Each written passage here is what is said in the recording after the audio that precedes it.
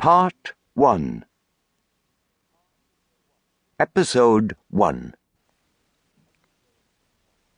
Stately, plump Buck Mulligan came from the stairhead, bearing a bowl of lather on which a mirror and a razor lay crossed. A yellow dressing-gown, ungirdled, was sustained gentler behind him on the mild morning air. He held the bowl aloft and intoned, Introibo ad altare Dei.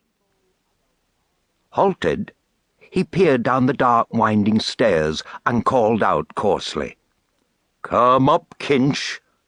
Come up, you fearful Jesuit! Solemnly, he came forward and mounted the round gun-rest. He faced about and blessed gravely thrice the tower, the surrounding land, and the awaking mountains. Then, catching sight of Stephen Dedalus, he bent towards him and made rapid crosses in the air, gurgling in his throat and shaking his head. Stephen Dedalus, displeased and sleepy, leaned his arms on the top of the staircase and looked coldly at the shaking, gurgling face that blessed him, equine in its length, and at the light, untonsured hair grained and hued like pale oak. Buck Mulligan peeped an instant under the mirror and then covered the bowl smartly. "Back to barracks," he said sternly.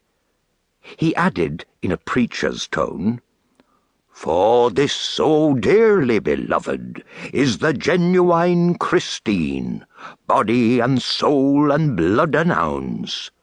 Slow music, please. Shut your eyes, gents. One moment. A little trouble about those white corpuscles. Silence all."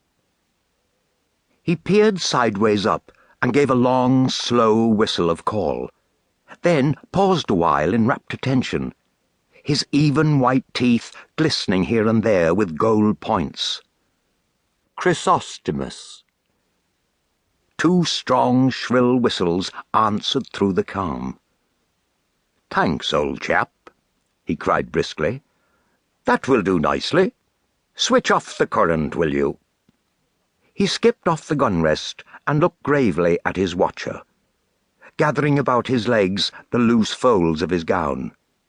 The plump, shadowed face and sullen oval jowl recalled a prelate, patron of arts in the Middle Ages.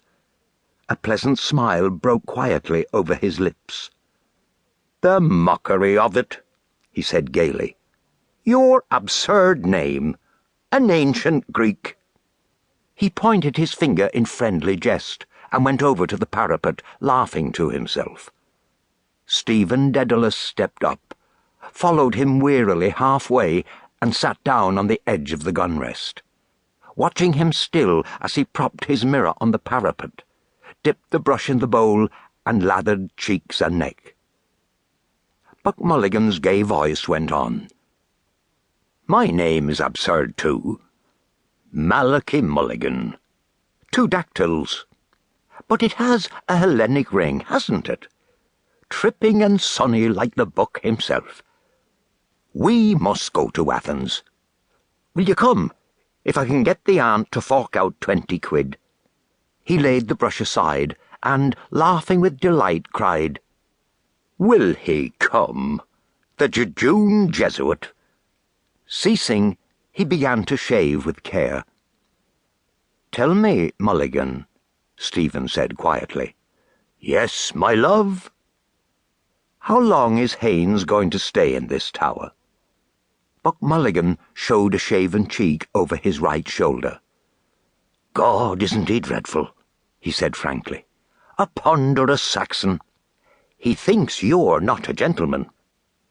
God, these bloody English, bursting with money and indigestion, because he comes from Oxford.